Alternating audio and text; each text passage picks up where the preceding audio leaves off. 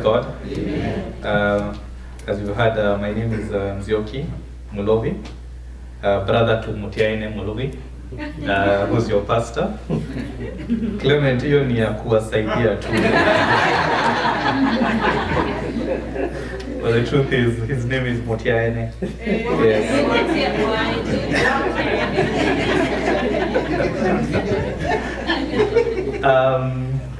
It's a pleasure to be here. My wife is seated at the back. Maybe she'll just wait. Her name is Gallo. We've been here for the past close 1.5 weeks. She'll be here for 3 more days before we go back home to Kenya to continue, with life.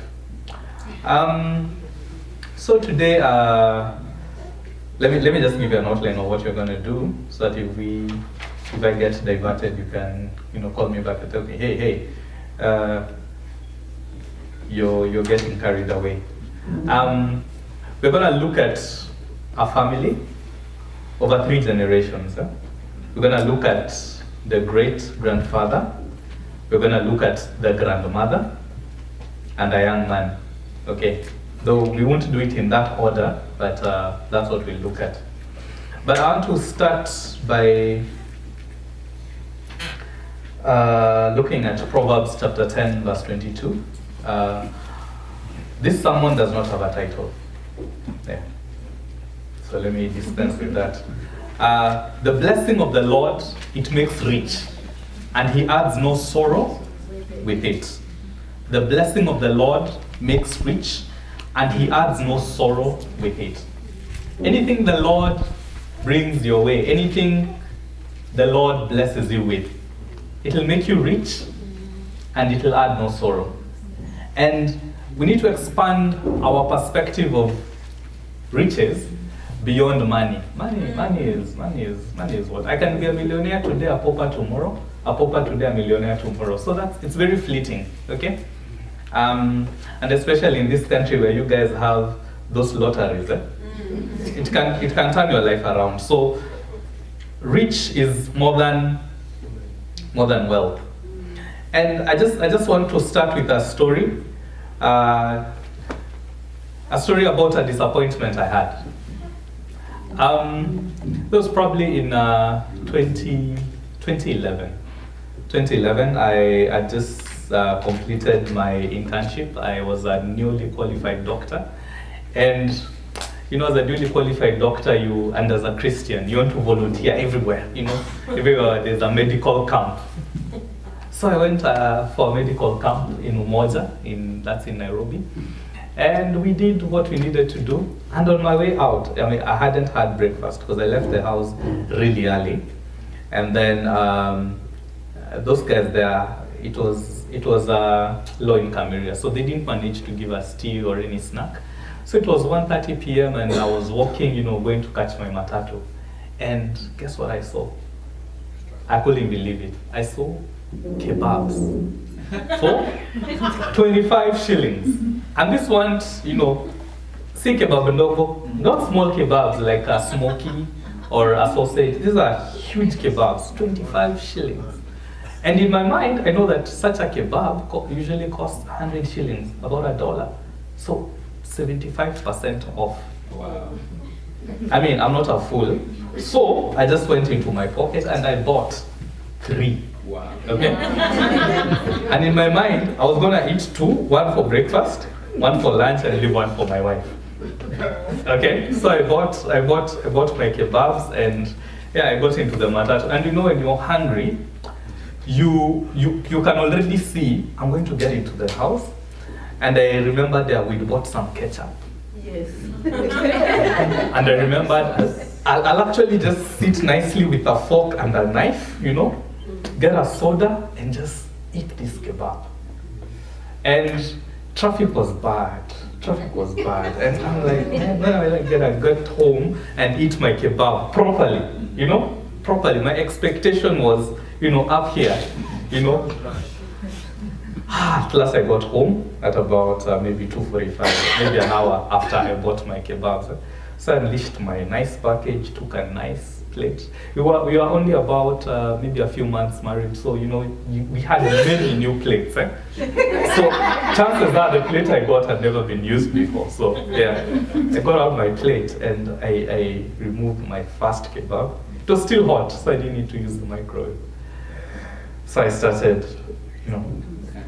cutting. I said, it was, what do you say? It was a prayer in action. I didn't stop to pray. I prayed as I cut the kebab. And as I cut it, I couldn't believe what I saw. Oh no. Viazi. Potatoes. I was like, no, these guys aren't serious. This must be the start of the kebab. So let me cut it again. I cut it. I couldn't believe it. I cut it. I cut it quickly till the end. I was like, no.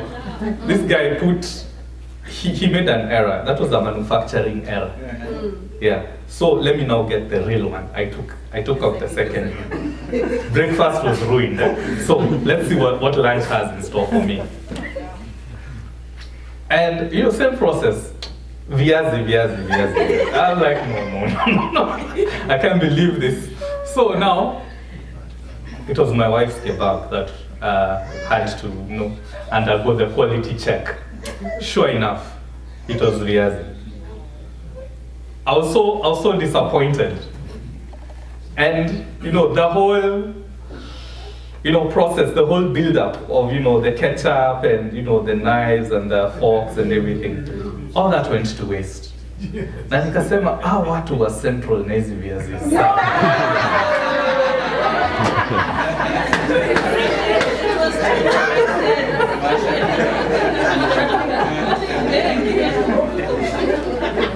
Anyway, now to serious business. Genesis chapter 24, and this story of Rebecca. This is where Rebecca comes into the picture. This is where Rebecca's story comes to merge with Isaac's story, and it will unfold into a wonderful story, which as we continue you will see. Now, I want to read from verse 12 to 23. But basically, this is a time when Isaac had grown up. Sarah had died, and Abraham was old, and he thought, now it is time for my son to get a wife. Now,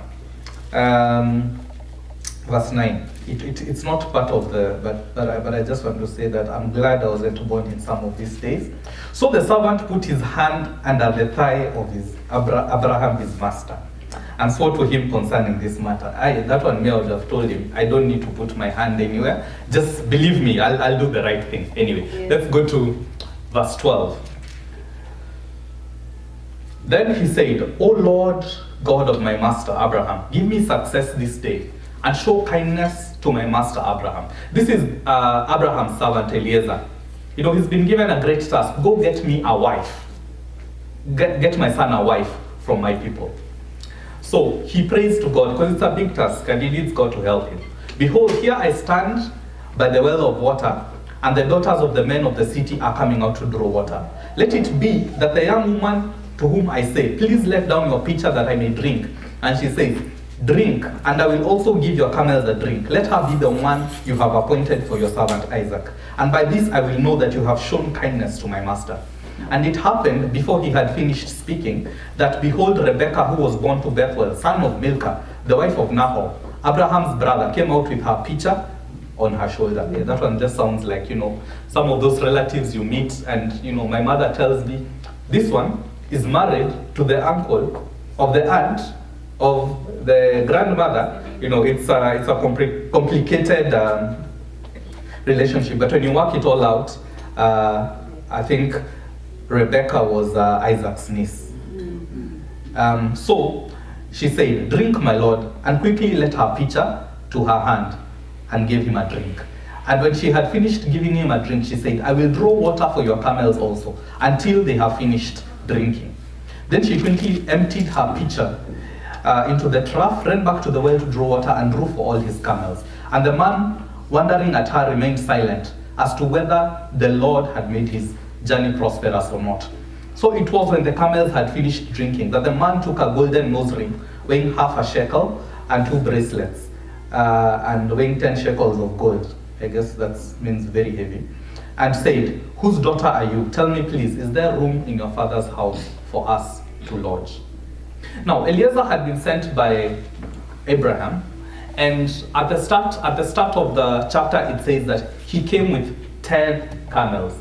Ngamia kumi. 10 camels. I haven't seen camels around here, but camels are huge. One camel can consume 200 liters of water. You guys don't know what liters are. 53 gallons of water in 3 minutes. Okay? 53 gallons of water in 3 minutes. Now, not water kule Kenya.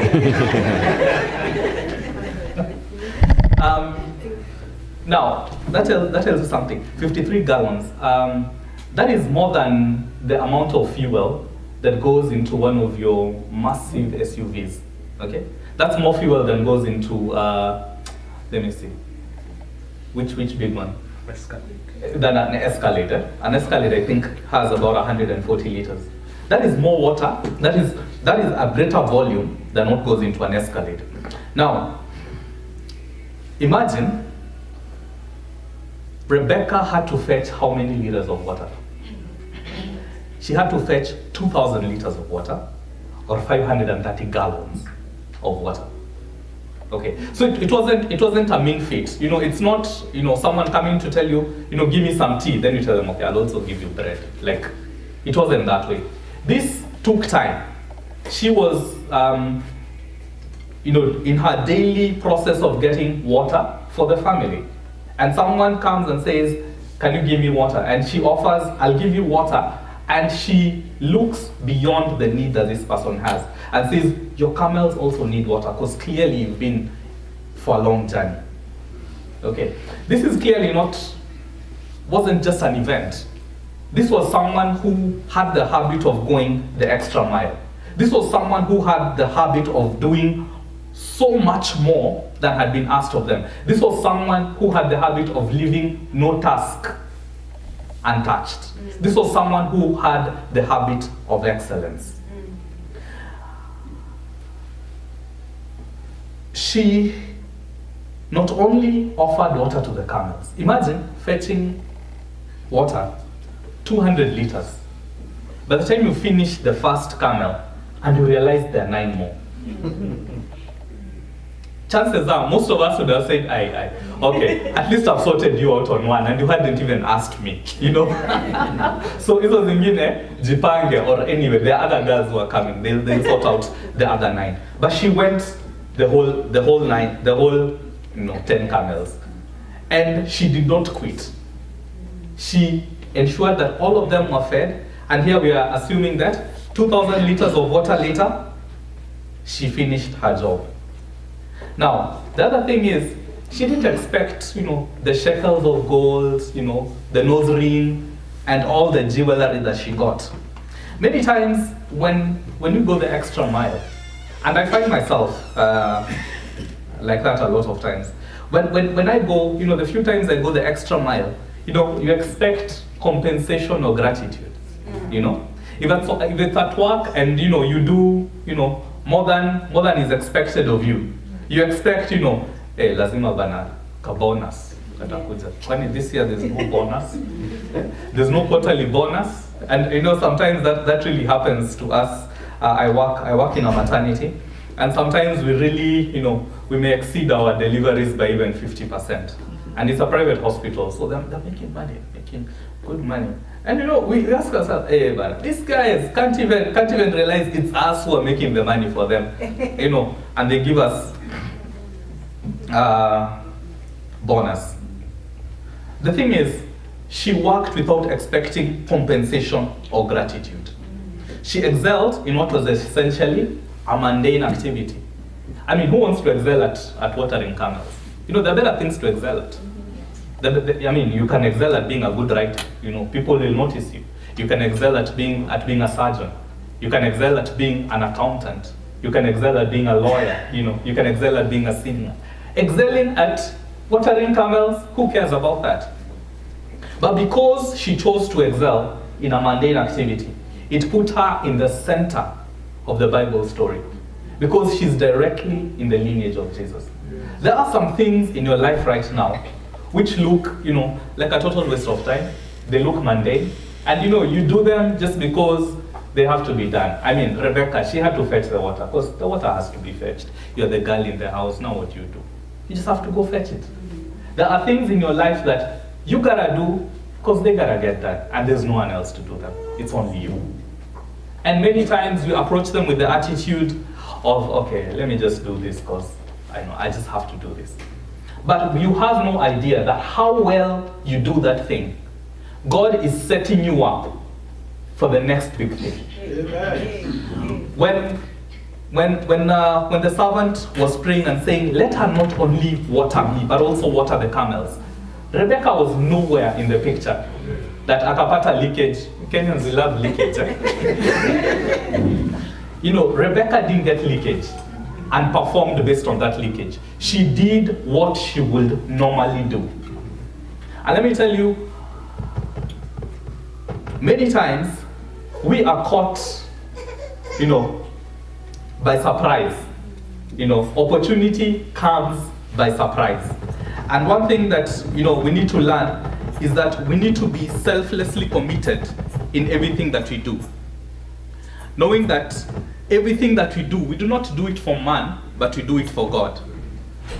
Colossians 3:23 says, and whatever you do, do it as heartily as to the Lord and not to men. Amen. So whatever it is you do, whether it is, you know, babysitting your children, I usually think that, you know, my full-time job is I have 3 arrows in my quiver. My full-time job is, you know, taking care of those and trying to be a good husband.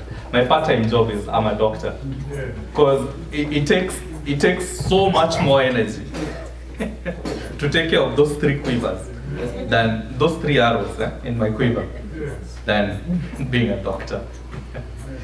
So what lessons can we learn from Rebecca? Do more than others think is necessary. Risk more than others think is safe. Give more than others think is wise. Dream more than others think is practical. And expect more than others think is realistic. I'll jump to the grandson now. That was the grandmother. And the grandson is Joseph. We know the story of Joseph very well. It runs from Genesis chapter 39 to 41. I'll not make a mockery of your literacy. You can read that on your own, and I'm sure you read it previously. But one thing we must say is that Joseph's life was very tumultuous. In America, do you use that word, tumultuous? It sounds more English. It sounds more English than American. He had a very tumultuous life. And one thing that is consistent in the life of Joseph is rejection. That is the consistent pattern of his life. This is a guy who was the youngest, second last born of Jacob. And his brothers, they hated him. And they hated him even more because the father loved him. The father's love made them hate him even more. And they conspired to, initially kill him. But, they decided, okay, killing may not be, the best thing. This guy's our brother and everything. So they sold him, rejection. He was sold and became a slave. And when he became a slave, when he was sold as a slave in Egypt, he went to the house of someone called Potiphar. Now, what the Bible says is that Potiphar concerned himself with nothing in his house. Because Joseph ensured everything was working out. Now, this is someone who's a slave. And he has decided to be excellent in what he's doing. He's working so hard, he's working so well. The master does not need to concern himself with anything in that house. And what does he get for that? The wife of Potiphar. Men, don't be too busy. Men, don't be too busy. Just be busy enough. Give your wife some attention. Give her the things that she wants. I guess Potiphar was a very busy man. And she noticed Joseph, and she wanted him. But Joseph refused to fall into the trap.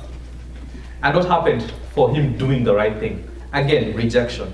He got thrown into prison. Now,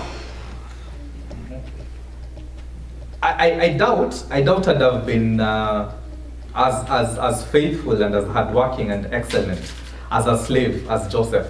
But even if I'd been, I think now being thrown in jail would have been the breaking point for me. I'd have said that you're a torture. But what happens in jail? In jail, the jail keeper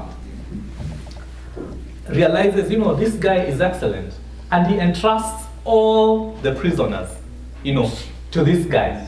And still, that spirit of excellence, him touching things and things turn to gold, carries on in prison.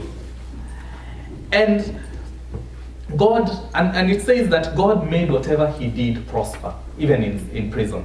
Now, there were these two guys. One guy was the baker of the king. So one day he made bread that was not ready, and the king was not happy. Okay, that's not what happened. But he got thrown into prison. The king's baker got thrown into prison. Then the king's cupbearer, when I serve my wife tea, naturally, I usually leave a gap, even when I serve myself tea, a gap for sipping. You need to bring the cup, and the tea shouldn't pour on you. But her, and also the same thing for my mother, they want their tea filled. So I guess on this day, the cupbearer did fill up the cup, and he got into trouble, and got thrown into prison. And these guys were put directly under Joseph's responsibility. Just imagine, you're a slave in prison, and these guys who work in State House, or here who work in White House, are put under your charge. But still you're a prisoner, so it's nothing to write home about. And one day, both of them had dreams,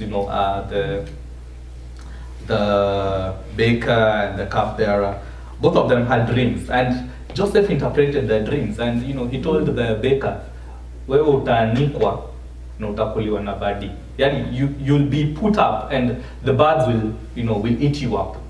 And sure enough, he was taken from prison and he was killed. The cupbearer was told he'd be restored to his place.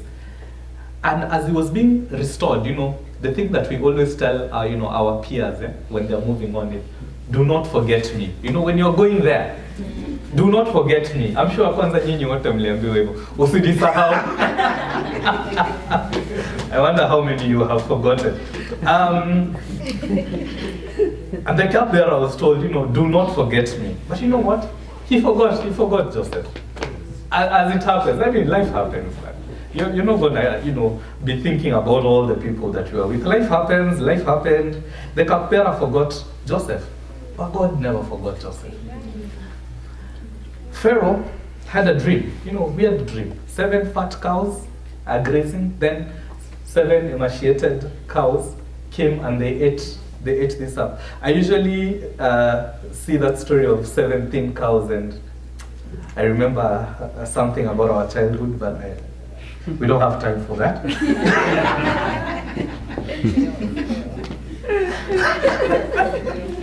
But let me just say, sometimes how I used to feel some of our cows were milked, I just felt they were being robbed. Because they had to be tied. The head had to be tied, the front limbs had to be tied, the back limbs had to be tied, and sometimes they had to be tipped to the side for milk to be, to be brought out. That's mugging, really, at the end of the day. But anyway, that's what we're discussing today. Then, the second part of the dream, 7 full heads of grain. Now, we're not told whether it's wheat or maize or corn. All we know is that 7 full heads of grain were engulfed by 7 thin heads of grain. Now, Potiphar was disturbed by this dream. And in the morning, he summoned, let's assume this is his cabinet, his cabinet. I came to learn from someone that there's something which is higher than being in the cabinet. There are those that we call presidential advisors.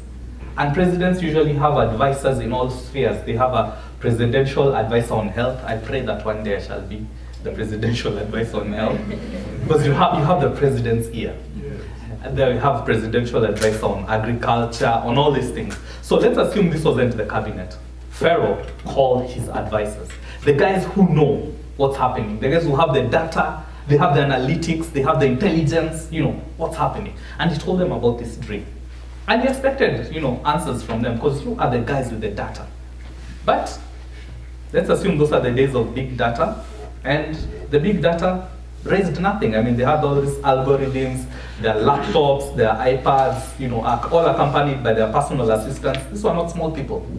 But none of them could come up with anything. Now, the cupbearer, at this point, remembered, there was this guy who interpreted the dream for me, and the dream actually came true. And I'm sure he also remembered that he also interpreted the dream for the other guy, and his dream also came true. So, Joseph was called. I mean, by this time, you can imagine, you have been rejected by your family, you have been rejected where you were a slave, you are now a prisoner in a foreign land, really, Imagine your President Trump calling, which is Alcatraz is no longer a prison, is it? Whatever, the worst prison, there is, and, calling up a convict to come up and, advise him on, whether he should build a wall or not. Now,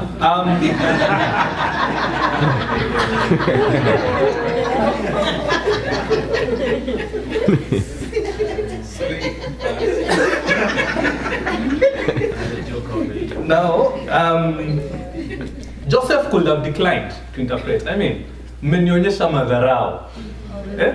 Mmenionyesha madharau. One of your ministers akaniekelea ati nilitaka mke wake, akanirusha prison. Huyu mwingine anakuwekeanga chai, akanisahau. I mean, mmenionyesha madharau. Joseph could have declined. But not only did he interpret the dream, but he gave Pharaoh a solution, to the dream. Let's turn to Genesis chapter 41, verse 37 to 39. 41, 37